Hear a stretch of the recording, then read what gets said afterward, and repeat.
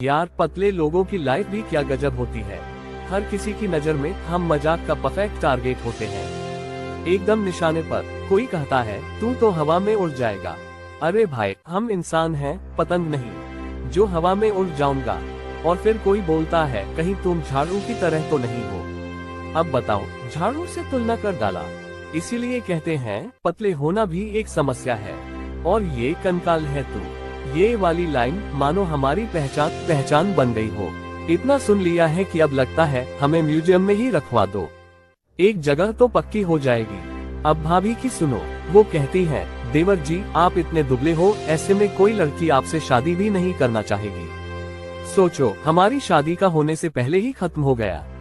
और शाली, वो तो एकदम एक्सपर्ट है। जीजा जी आप इतने कमजोर लगते हो कि बीवी का ख्याल भी ठीक से नहीं रख पाओगे। मतलब घर बसाने से पहले ही प्लान फेल हो गया। दोस्त भी कहाँ पीछे रहते हैं। अब एक तेरे जैसा पतला आदमी तो कभी बॉडी बिल्डर बन ही नहीं सकता।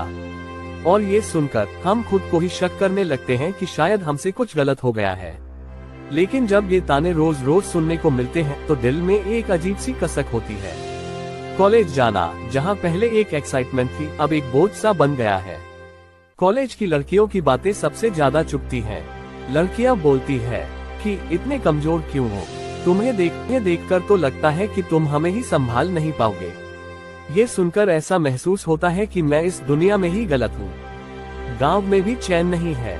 जब मैं टहलने निकलता हूँ तो लड़कियों के कानाफूसी सुनाई देती है, इसे देखो बस हड्डियों का ढांचा है, लड़का कम छड़ी ज्यादा लगता है।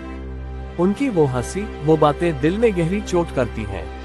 और जब मैं कहीं बाहर से आ रहा होता हूँ या जा रहा होता हूँ तो राह में लड़कियां आपस में फुसफुसाती हैं। इसे देखकर तो और भी शर्म आता है।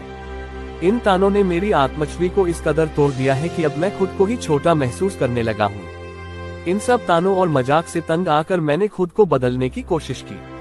सुबह जल्दी उठकर जिम जाना, प्रोटीन शेक पीना, भारी भारी खाने पर जोर देना, और वो चीज थी जो लोगों ने सुझाई। हर दिन खुद को आईने में देखता और सोचता क्या आज कुछ बदलाव आया है। लेकिन नहीं, वही पतला शरीर, वही हड्डियां, घी, मलाई, मिठाई, जो कुछ भी कहा गया सब खाया। लेकिन जब भी वजन चेक करता नतीजा वही होता। ये सब करते करते खुद से ही नफरत होने लगी। क्यों मैं ऐसा दिखता हूँ, क्यों मेरा शरीर बदलता नहीं। फिर एक दिन एहसास हुआ कि चाहे मैं जितनी भी कोशिश कर लूं, मैं हमेशा दूसरों की उम्मीदों पर खरा नहीं उतर पाऊंगा। लेकिन खुद की उम्मीदों पर खरा उतरना ही असली जीत है। शायद मेरी यही पहचान है और मैं इसे अब अपनाने लगा हूँ। कॉलेज में जाना अब एक डर जैसा बन गया है।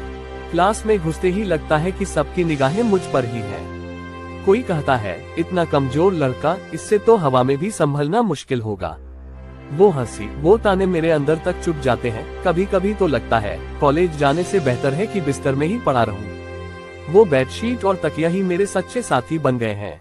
वहीं लेटकर सोचता हूँ कि काश मैं ऐसा नहीं होता। काश मैं भी उन लड़कों जैसा होता जिनकी लड़कियां तारीफ करती हैं। अब तो कॉलेज जाने में भी शर्म आने लगी है। हर कदम पर लगता है कि लोग मुझे ही देख रहे हैं और मन ही मन हंस रहे हैं। क्लास में बैठकर भी उन तानों की गूंज सुनाई देती है। लेकिन अब मैं समझ गया हूँ, चाहे कोई कुछ भी कहे, असली बात यह है कि मैं खुद को कैसे देखता हूँ। सबकी उम्मीदों पर खरा नहीं उतर सकता, लेकिन खुद की उम्मीदों पर जरूर खरा उतर सकता हूँ। ये ताने मुझे नहीं बल्कि मेरे आत्मविश्वास को चुनौती दे रहे हैं। और शायद असली जीत ये है कि मैं खुद को अपनाना सीख रहा हूँ, जैसा